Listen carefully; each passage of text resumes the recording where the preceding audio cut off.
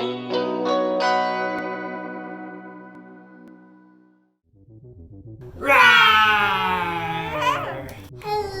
everybody, today me, my dad, and Gabby are going to be coloring tombstones together.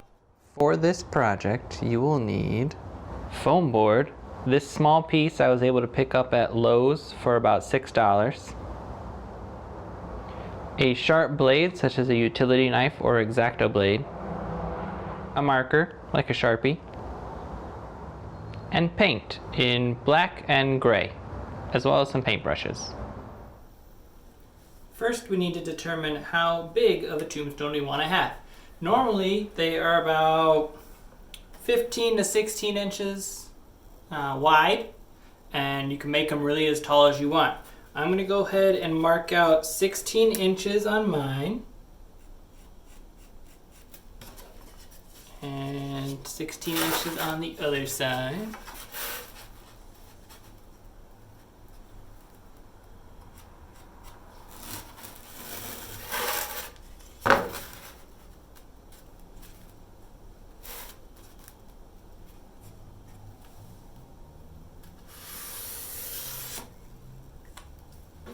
And that'll be my starting shape. Now I'm going to make mine with a arched top. So one trick to do that is find a piece of string and your marker and start either on the side or at the top and kind of measure out your length of what kind of arch you want it to have. And then just holding it steady at the center as close as you can,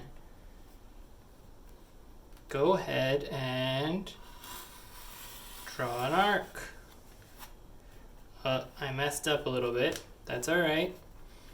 Shorten the length a little bit. Since it's such a wide tomb, it doesn't quite work.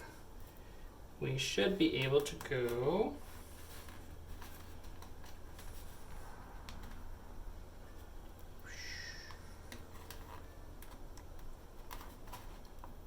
Doesn't need to be perfect, we'll fix it as we cut it out. When cutting out your shape, you want to make sure you have your knife. It needs to be a blade that's long enough to get all the way through it, and like I said before, you want to make sure it's very sharp. If it's not sharp, you'll notice that you get a lot of burrs that come off of the foam. That just means it's not sharp enough and you need a sharper knife.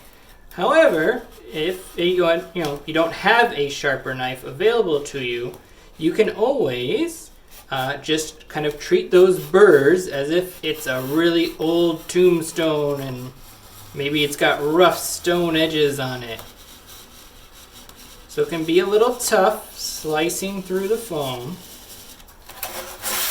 Just make sure you take it slow. You don't want to saw it too much, but just kind of let the blade glide through. It might take a couple passes. So I went through, but I didn't quite cut all the way through. So what I'll just do is go through again. Same thing, a little easier this time. It'll just glide through there, cutting out the rest of it as you go.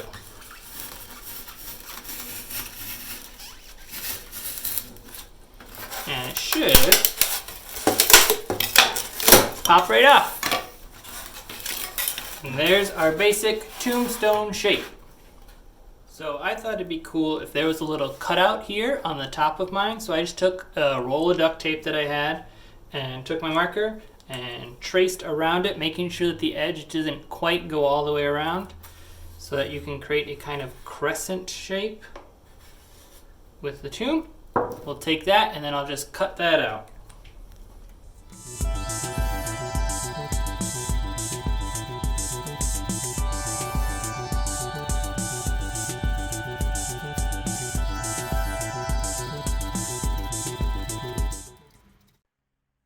So this part is optional. What I'm doing here is just marking out some lines that I can then go back later to use for lining up the lettering that I want to do.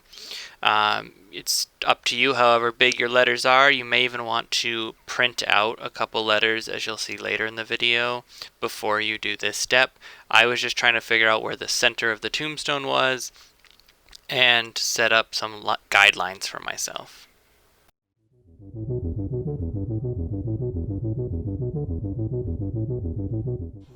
Once you have your tombstone cut out to the shape you want, the next step is going to be adding the text. So what I did is I went onto my computer and typed up a couple of letters. I just made them really big so they would fit the entire page, printed them out, and we can line them up to make sure that they fit on our tombstone.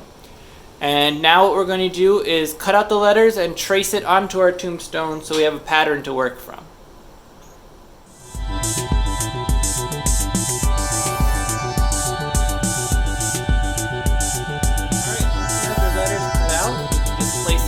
On the tombstone, try to center them the best that you can, make sure they're level, and then you can just tape them into place.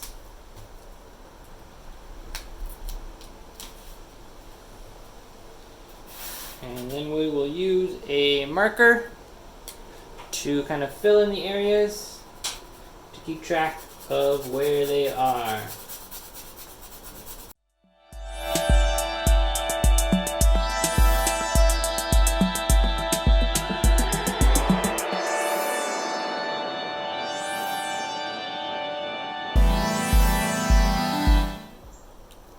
For the next step, I'm going to use my hot iron, my soldering iron or my wood burning tool, and I'm going to kind of burn down a little bit of the layers around these words, trace them over. You can choose not to do this if you don't have the right tools. Instead, you can just skip to the painting and then trace and paint the letters over the gray once we get to that point.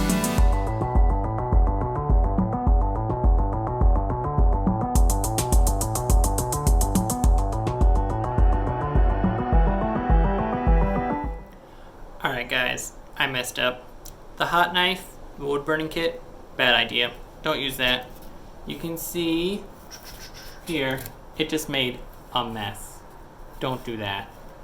I'm going to switch to using a Dremel. I know that's a tool that not everyone is going to have, but if you don't want to use the Dremel, you can always just paint the letters on at the end.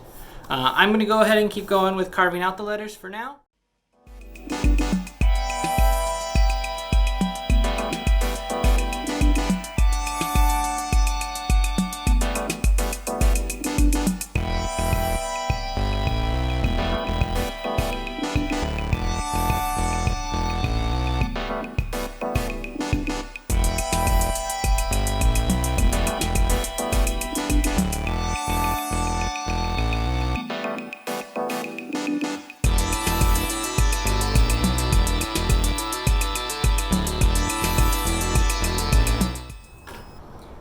Alright, now that you have your name etched out, or if you decide to paint it afterward, you don't need this stuff. We're just going to go right to the painting.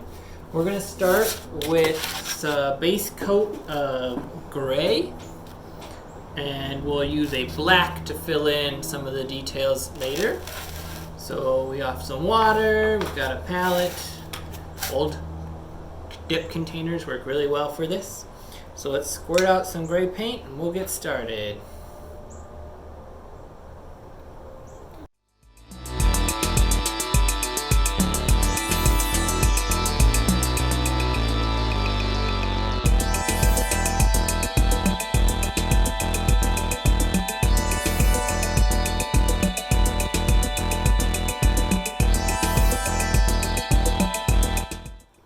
Next, we are going to use the black paint to paint in the letters.